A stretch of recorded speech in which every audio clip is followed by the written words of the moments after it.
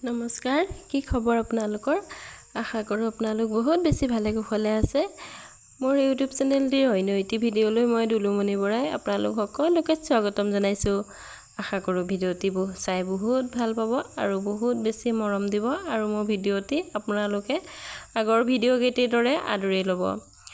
আৰু এয়া দেখিছে নহয়, মই হাতত তুলি ল'লোঁ কেইবাবিধৰ ফেব্ৰিক আৰু ব্ৰাছ।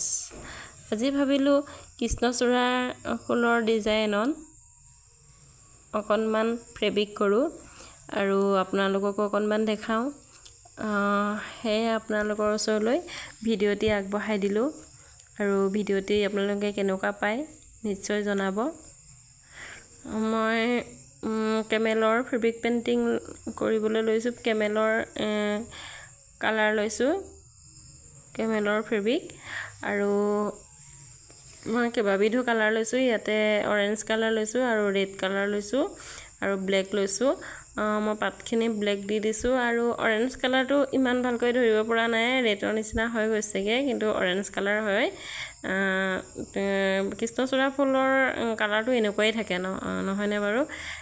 সেয়ে মই ৰেড আৰু অৰেঞ্জ কালাৰ দুইটা দি পেলাই আৰু য়েল্লো তাৰ লগতে মিলাই পেলাই মই ধুনীয়াকৈ ফুলপাহৰ ডিজাইন দিবলৈ চেষ্টা কৰিছোঁ। আপোনালোকে কেনেকুৱা পায় নাজানো, কেনেকুৱা পায় আপোনালোকে জনাব ফুলপাহ। আৰু এতিয়া কৃষ্ণচূড়া ফুলাৰ বতৰ নহয়নে বাৰু?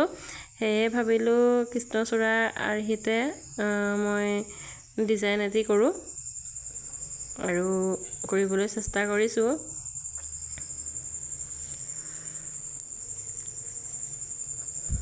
সেয়ে মই প্ৰথমে এপাহ পাহিত তেনেকুৱা ধৰণৰ ডট ডটকৈ থাকে ফুলত, তাৰপিছতে মই মিলাই দিছোঁ আৰু ব্লেক আৰু চিলভাৰ কালাৰ হোৱাইটটো দিছোঁ আৰু অৰেঞ্জ কালাৰ, এইকেইটা মিলাই পেলাই মই ডট ডটকৈ পাহিটো দি গৈছোঁ যাতে কৃষ্ণচূড়া পাহিৰ দৰে হয় দেখিবলৈ। আৰু পাতখিনি মই ধুনীয়াকৈ ব্লেক দি দিছোঁ, পাতখিনি তেনেকুৱাকৈ সৰু সৰুকৈ থাকে, সেয়ে মই তেনেকৈ মিলাই দিছোঁ দেখিবলৈ ভাল হোৱাকৈ। এনেই কিন্তু কেমেৰাত থাকি ৰীলত যেতিয়া মই কাপোৰত কৰিছোঁ তেতিয়া কিন্তু দেখিবলৈ আৰু বেছি ধুনীয়া হৈছে আৰু যেতিয়া শুকাই যায় বহুত ধুনীয়া হয়। আৰু বহুতে সুধি থাকে কালাৰবোৰ উঠি যায় নেকি? কালাৰবোৰ উঠি নাযায়, কালাৰবিলাক বহুত ধুনীয়া, চাই আনিব লাগে, কালাৰবিলাক উঠি নাযায় আৰু শুকুৱাই দিব লাগে ভালকৈ, একো নহয়। আৰু ব্ৰাছডালৰ কথা সুধি থাকে, ব্ৰাছডাল মই মিহি ব্ৰাছ এডাল লৈছোঁ,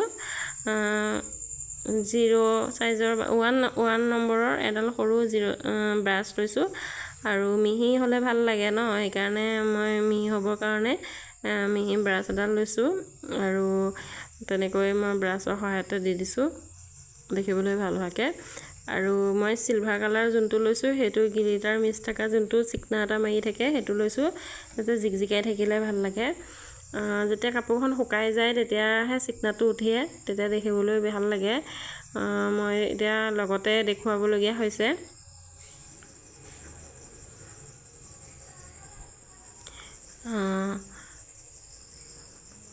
আৰু মই 3D আউটলাইনটো লৈছোঁ, 3D আউটলাইন দি পেলাই মই ধুনীয়াকৈ যিটো নেকি ফুলৰ যোনটো ৰেণু হয়, ফুলপাহৰ ৰেণু থাকে, সেই ৰেণুটো মই এনেকৈ 3D আউটলাইনাৰ দি পেলাই দি দিছোঁ ডট ডটকৈ। 3D আউটলাইনাৰটো দি দিলে মিহি হয়, দিবলৈ ভাল হয়, ৰেণুখিনি দিবলৈ ধুনীয়া হয়, মিহি হ'ব লাগে। সেইটো কাৰণে মই কেমেলৰ লোৱা নাই, 3D আউটলাইনাৰ দি পেলাই দি দিছোঁ, যাতে মোৰ কাৰণেও সহজ হয় আৰু দেখিবলৈও ধুনীয়া হয়।